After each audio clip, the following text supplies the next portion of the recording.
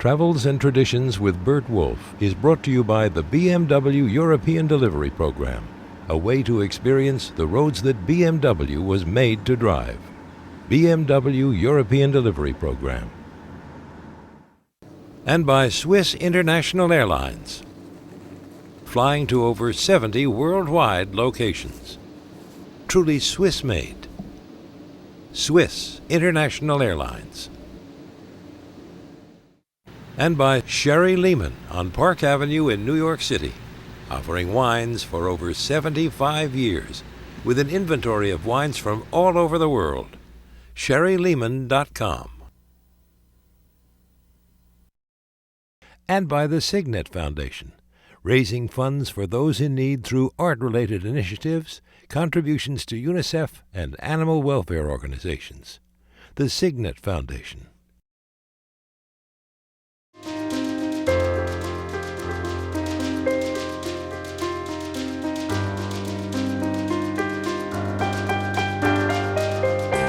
In this program, we sail along the Rhone River through the French district of Provence. We start in the ancient city of Lyon, which was founded by the Romans in the year 43. It is the gastronomic capital of France. Then a visit to the twin cities of Tournon and Tain L'Hermitage, which are connected by the oldest suspension bridge in Europe. I took a walk on it. It was quite suspenseful.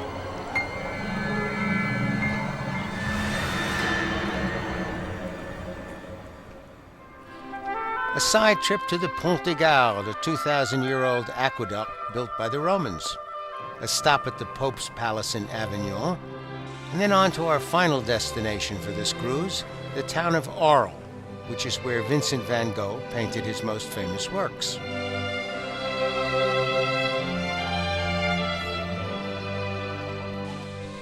We cruised on one of the Ama waterway ships and got on board in the city of Lyon.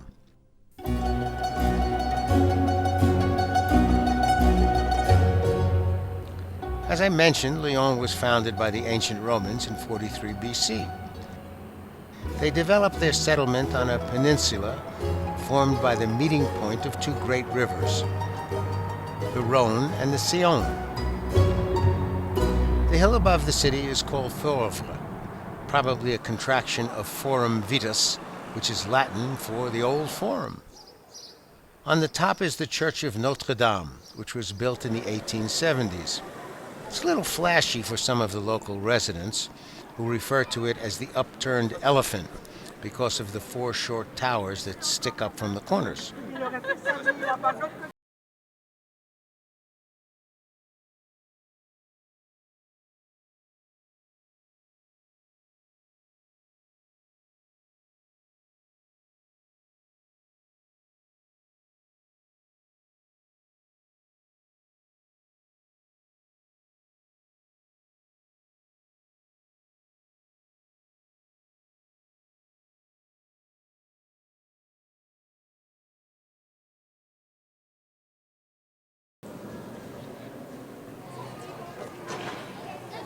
Right down the street is the excavation of two ancient Roman theaters. They were discovered during the 1930s by a group of nuns digging in a garden. The larger theater was constructed in 15 BC and had over 10,000 seats. If you got to perform here, it was considered an important booking for your act and a tribute to your agent's power and influence. It was like playing the big room in Vegas. Even today, the theaters are used to present special events. These giant Roman amphitheaters are the earliest Roman structures outside of Rome. At the base of the amphitheater's hill is Lyon's Old Town. During the 1400s, King Louis XI of France granted Lyon the right to hold commercial fairs that brought in buyers and sellers from all over Europe. Many of the merchants who took up residence in Lyon were from Italy, and the buildings have a similar look to the buildings that were constructed during the same time period in Florence.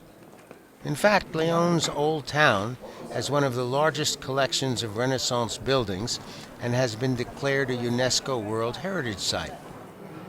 The word Renaissance literally means rebirth, and in the arts it's a reference to a period in European culture that followed the Middle Ages. It was characterized by an interest in the classical knowledge of ancient Greece and Rome. In architecture, the objective was to recreate the ancient classical structures of Rome. Harmony, balance, and proportion were the essential elements.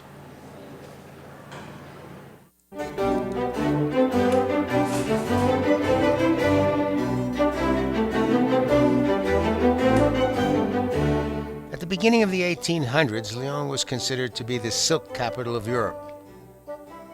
Over half the population of the city was involved in the weaving and dyeing of silk. The weavers were known as canuts, and today La Maison de Canut is a museum dedicated to the history of Lyon's silk industry. Our AMA cruise manager arranged for a guided tour covering the history of the textile industry in Lyon, the invention of the jacquard loom, which revolutionized textile weaving, and how the industry is evolving in the 21st century. In addition, the museum has a gift shop with great silk scarves and fabulous ties. Lyon also has a unique architectural feature known as traboules. They are narrow covered alleys that were designed as private connections between the great family mansions. They were originally used to transport the delicate fabrics between the different producers and the dyers, and to allow private visits between the families. During the Second World War, they were conduits for the French resistance. The resistance of Lyon knew the network. The Nazis didn't. Today, the traboules are still private, but agreements between the owners and the Lyon Tourist Association make them available to visitors.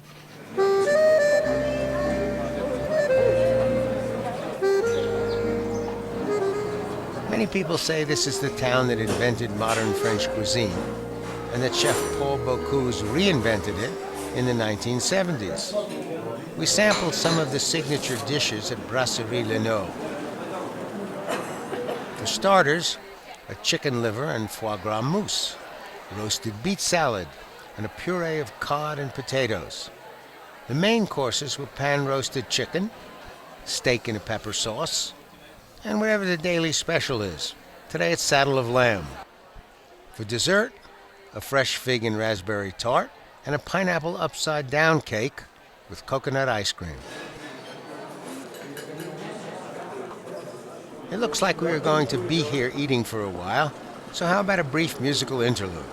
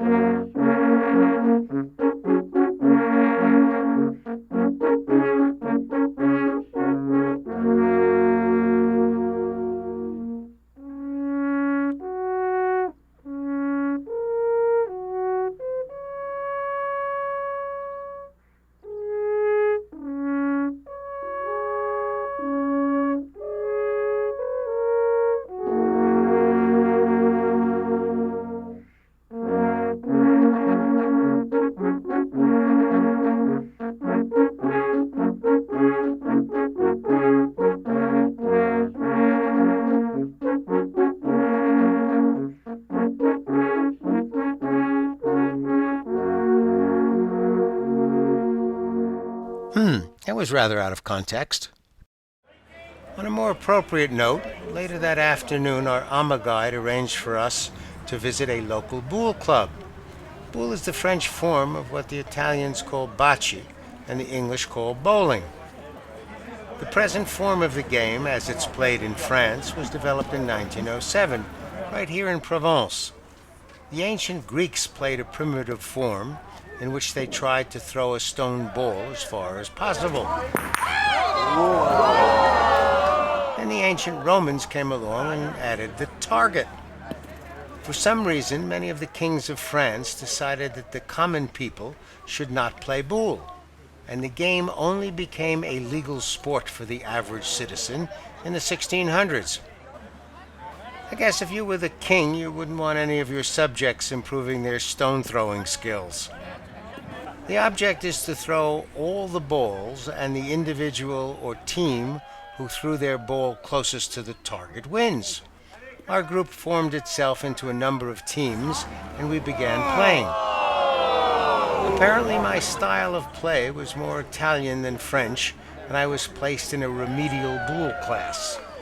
I had learned to play the game in Naples, Italy, where certain families were allowed to run further down the field than other families, which is not considered appropriate either by the members of the local club here or my fellow passengers.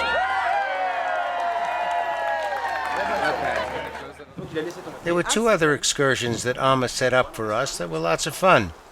The first was a visit to a local winemaker who took us into his vineyards to see how his grapes were grown, and then took us into his house to see how his wine tasted.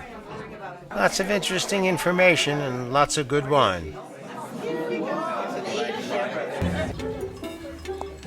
Our next stop was a goat farm where they made goat cheese. Goats appear to be very friendly animals that enjoy a bit of human company. We were there for about a half hour, and I saw nothing that would indicate the validity of the phrase stubborn as a goat, or that the older goats were any cause for concern in connection with the phrase, "you old goat."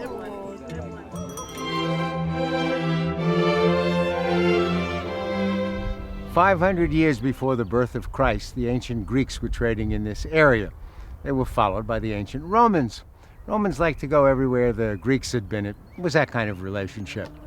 There were three things going for this spot. It had a big river that emptied out into the Mediterranean. It had a small river joining up right here, which gave them the ability to go deeper inland. And it had a couple of high mountains where they could build their forts to defend the area. The twin towns of Tournon and Tain L'Hermitage face each other from opposite sides of the Rhone River. In 1825, they were linked together by the earliest suspension bridge in Europe. Originally, all suspension bridges were built with chains, and of course they were only as strong as their weakest link.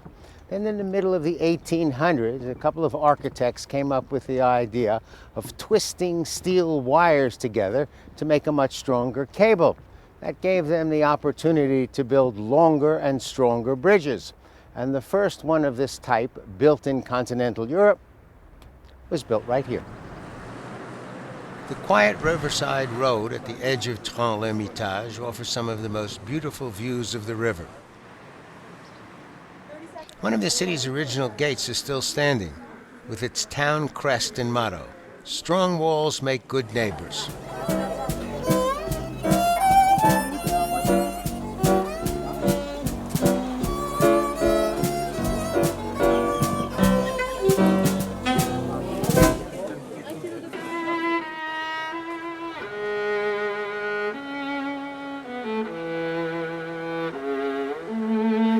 The next morning, our ship was deep into Provence.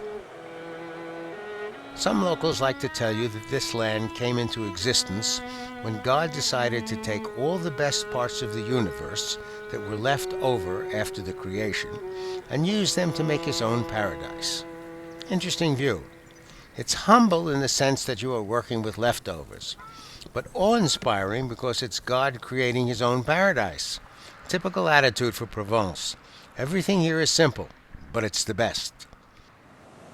We tied up in the town of Avignon. The old name of the city was Avignon, the city of the wind.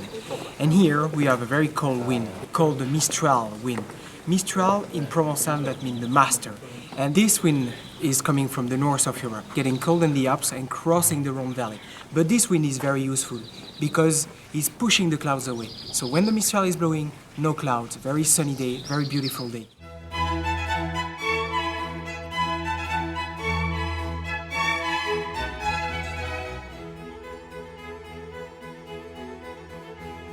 On one side of this river is the town of Avignon that belonged to the popes. On the other side of this river is land that belonged to the King of France. And for hundreds of years they were connected by a bridge.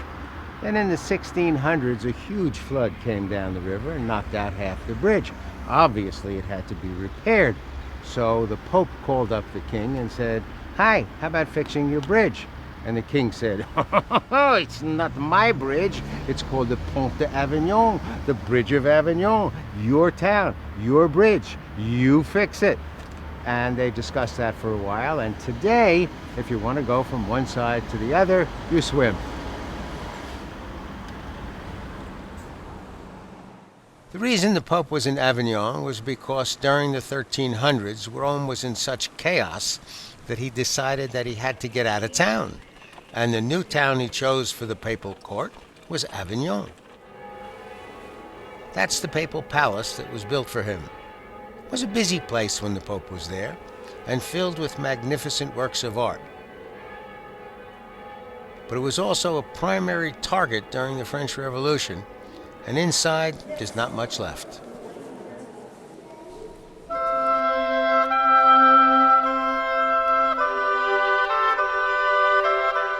The next day, our AMA cruise manager arranged for us to take a tour of the Pont de Gogh. People have been living in this area for thousands of years, but in the year 120, they became citizens of the Roman Empire.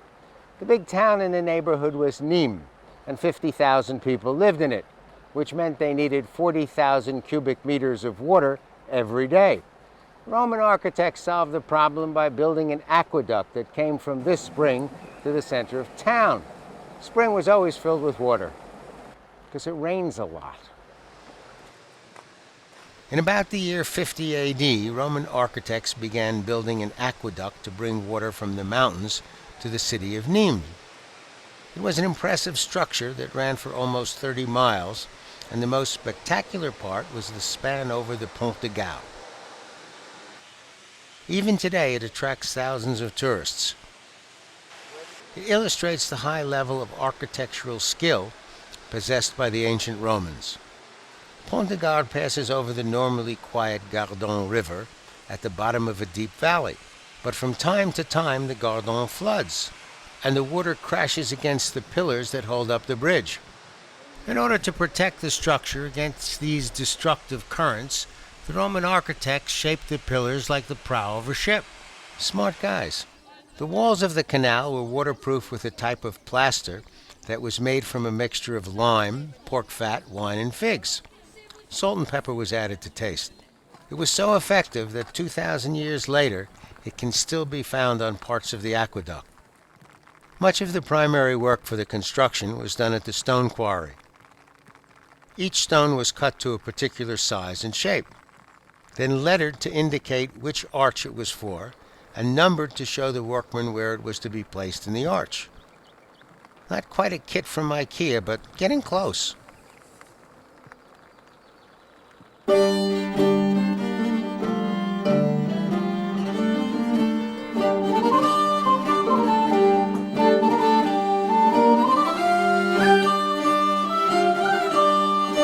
Our next stop was the town of Arles. A lot of its ancient Roman architecture still stands and gives the town a strong sense of history.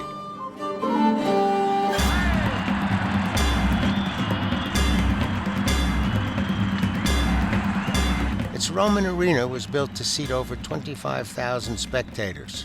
Over 2,000 years ago, Roman architects figured out how to design a stadium so people could get into it and out of it quickly. There was a circular walkway that went completely around the stadium. Off the walkway were stairs. Some of them went down to the lower seats, some of them went to the middle seats, and some of them went up to the bleachers. The spectators showed up regularly to see the gladiators take on the wild beasts. You can see the tunnels where the animals charged into the arena. And there's where they posted each day's final score. Gladiators 2, Lions 7. For me, the most interesting aspect of Arles is that it was the town where Vincent van Gogh created many of his most famous works.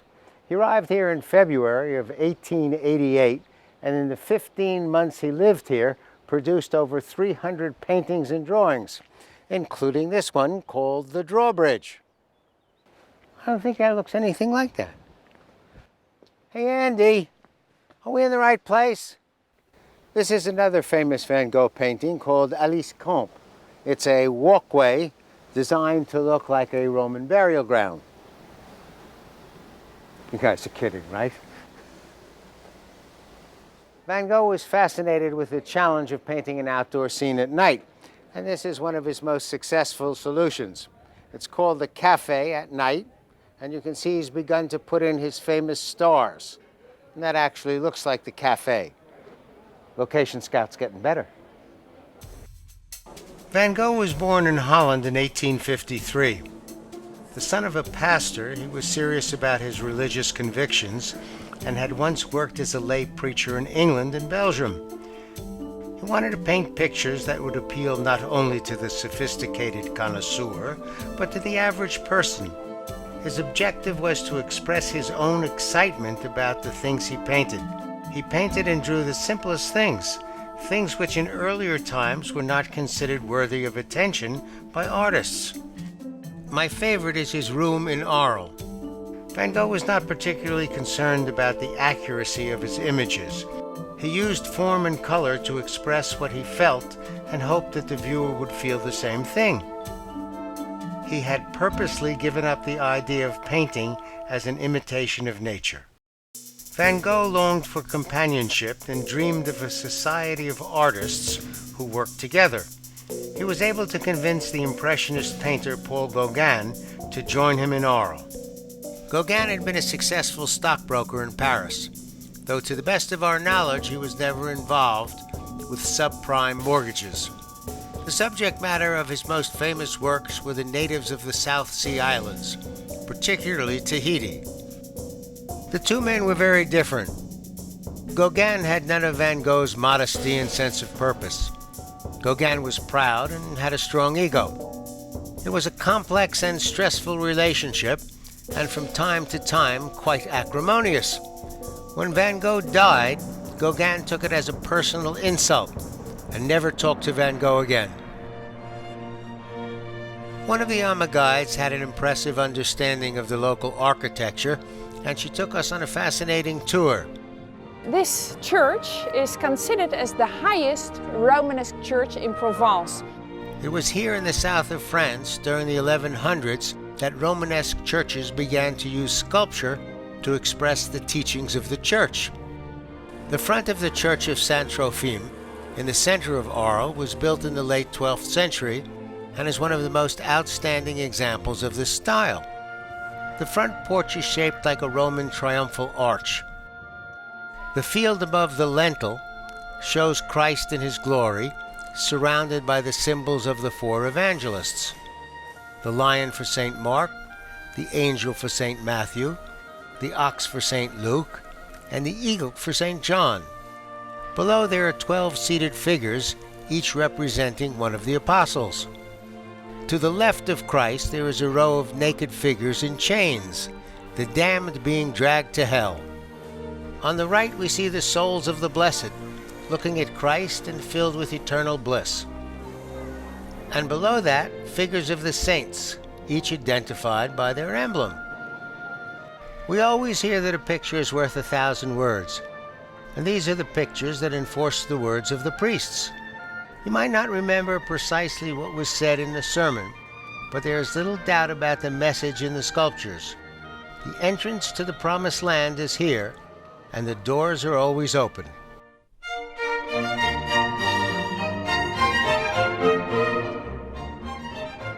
That afternoon we took a ride through the countryside to the village of Les Baux-de-Provence. It's a pedestrian-only village next to the ruins of a 13th century castle. First, the Prince of Les Baux came here and built this village because they got a lot of enemies all over Europe. And then during the 17th century they became Protestants, and the French king said to his prime minister Richelieu to come over there and destroy all the area and kill everybody. So the French army came here and destroyed all the area. So that's why you have the ruins of the castle at the top of the village. Then, during the 19th century, an engineer came here and found the bauxite in this area. And they were mining over there to extract the bauxite, and the people came here to work in the mines, and they did renovation in the village. And that's why you have this very well-preserved village just behind us. Well, that's river cruising through the south of France. For Travels and Traditions, I'm Burt Wolfe. For a printed copy of this show, send a stamped envelope and $3 to this address. Please mark envelope with show number. The same information is available free on burtwolf.com.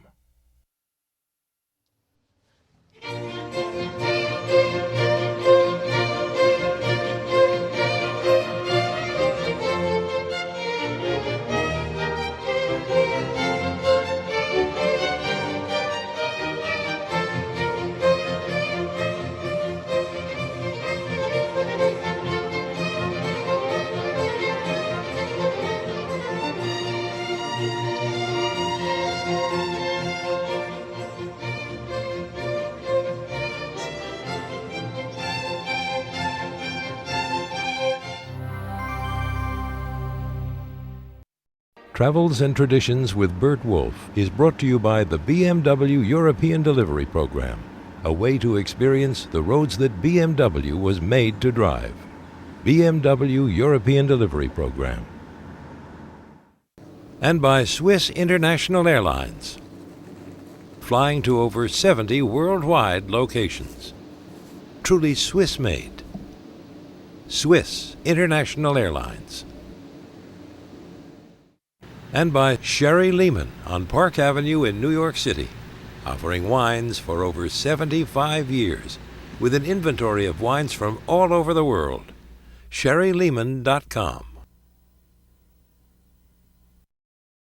And by the Signet Foundation, raising funds for those in need through art-related initiatives, contributions to UNICEF and animal welfare organizations. The Signet Foundation.